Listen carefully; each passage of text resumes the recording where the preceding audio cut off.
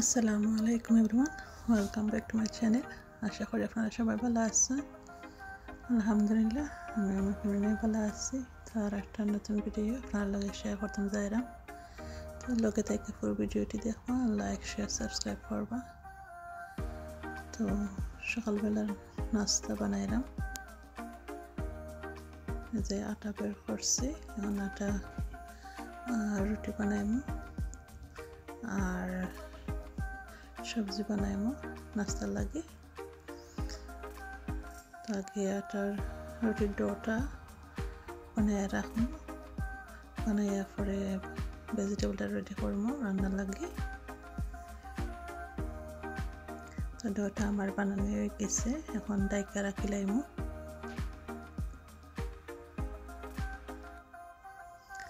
সবজি নিছি আলু আর পাতাকপি, এগুলা দিয়ে সবজি বানাইমু।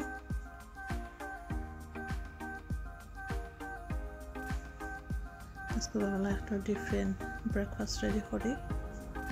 সবসময় তো ব্রেড আর ডিম এগুলো চলে, তো আজকে হয়তো একটু আটা রুটি বানাই সকালকার নাস্তার লাগে। তো আলু আর কেবেজ দিয়ে ভাজি করবো। পেঁয়াজ আর কাঁচামরিচ আমার কাটা হয়ে গেছে, এখন শুধু সবজিটা কাটতাম। তো লগে থেকে আপনারা আমার পুরো ভিডিওটি দেখুন আর লাইক শেয়ার সাবস্ক্রাইব করবা। যারা করছেন ধন্যবাদ, যারা করেন নাই প্লিজ করবা।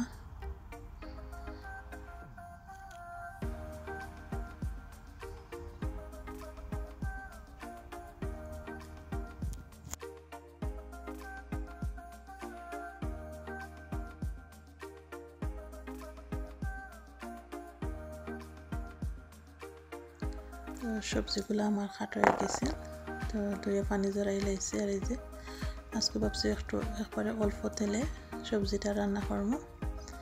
তো একটু তেল দিলাম আর পেঁয়াজ কাঁচামরিচ এগুলো আর একটু কালো জিরা দিলাম, আর কোনো মশলা দিতাম না। আর একটু হলুদ পাউডার দিব আর লবণ, দেখছি আর কোনো মশলা না।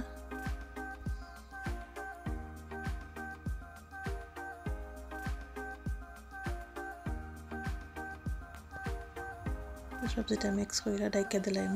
তো ডাইকা দিলে জলদি সবজিটা সিদ্ধ হইব আর সবজিটা হইতে, আর এদিকে আমি রুটিটা বেলি লাইম। অনেক দিন হয়েছে আটার রুটি খাইছি না, আর আটার রুটিটা ফ্রেশ বানাইয়া খাইতে সবজি বা মাংস দিয়ে খাইতে খুবই ভালো লাগে। আর ফ্রেশ আটার রুটি তো আরও বেশি ভালো লাগে।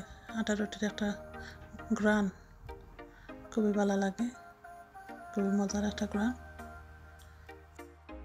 তো রুটি আমার বেলা হয়ে গেছে, এখন তো বাজি লাইরা আর গরম গরম খাইতেও খুবই ভালো লাগবো।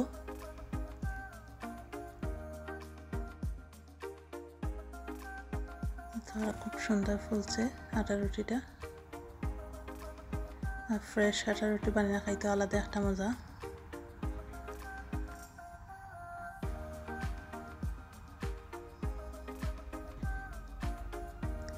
আমার সবজিটাও আমার রয়ে গেছে।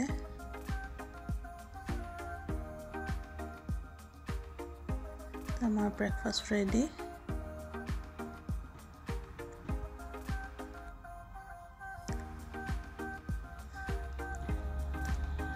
ব্রেকফাস্ট রেডি করে লাইছি, এখন ভাবি যে রান্নার লাগে কিছু মাছ মাংস ভিজিয়ে রাখি, পরে রান্না করবো।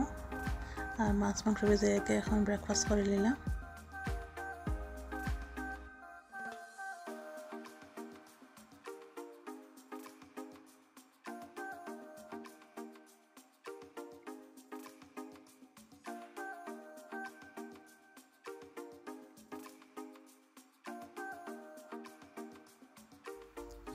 এখন আমার রান্নাটা রান্না নিলাম। আজকে সুইট খাইটা রাখছি, আর এগুলো হচ্ছে চিংড়ি মাছ পরিষ্কার করে রাখি লাইছি, আর মিন্স মিট, আর এদিকেও মশলাপাতিও রেডি করে লাইছি পেঁয়াজ খাইটা। এখন রান্নাটা শুরু করিলাম। তো আগে চিংড়ি মাছটা রান্না করবো। আজকে অল্প তেলে রান্না করবো। এই যে একটু তেল দিয়েছি, অত বেশি দেই নাই। তো পেঁয়াজ দিলাম আর একটা তেজপাতা আর লবণ আর এই যে আদা রসুন, এটা হচ্ছে মিক্স কারি পাউডার। তো মশলাটা আমার রেডি হয়ে গেছে। এখন চিংড়ি মাছটা দিলাইমো।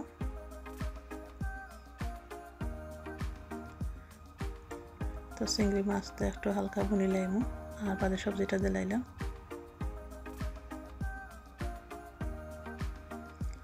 সবজিটা দিয়া মিক্স করে একটু পানি দিলাইলাম, আর কোনো নাড়াচাড়া করতাম না এটারে।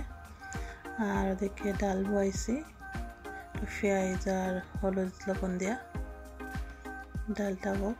আর এখন আমি মিটটা রান্না করবো। মিটটা আজকে আলু দিয়ে খালি রান্না করবো। তেল দিলাম আর এখন মাছ তো গরম মশলা, লং, এলাচ, দালচিনি এগুলা আর তেজপাতা, পেঁয়াজ দিলাইলাম। তো পেঁয়াজটা একটু হালকা ভাজি লাইমো।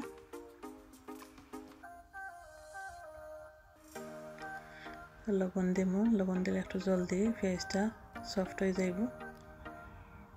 তো লবণ দিলাম পরিমাণ মতন, লাগলে পরে নাও দিব। আর এখন দিলাইলাম আদা রসুন। আদা রসুন দিয়ে পেঁয়াজটা একটু ভালো করে মিক্স করিলাম, আর যাতে আদা রসুনের কাঁচা গন্ধটা যায়। তো আমার আদা রসুনের কাঁচা গন্ধ গেছে, গুণ হয়ে গেছে পেঁয়াজটা। দিলাইলাম মিট। তো নাড়াচাড়া করে মিটটা মিক্স করে নিলাম। ভালো করে নাড়াচাড়া করে দিই।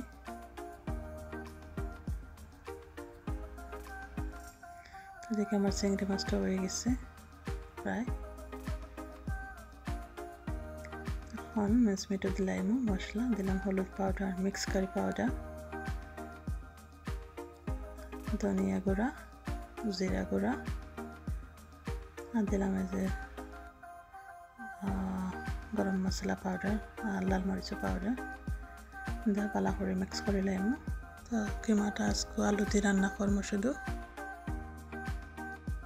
তো মশলা দিয়ে একটু হালকা বনে নিলাম, আর এখন আলুটা দিলাইলাম। আলুটা দিয়ে ভালো করে নাড়াচাড়া কইরা মিক্স করে লাইম। তোমার মিক্স করা হয়েছিল।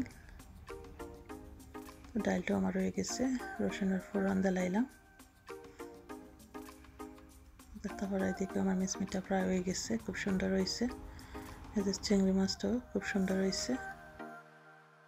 আমার রান্নাটা শেষ। আজকের খাবারটা আমাদের এলাকা আটার রুটি আর কিমা আলুর তরকারি আর চিংড়ি মাছ সবজি দিয়ে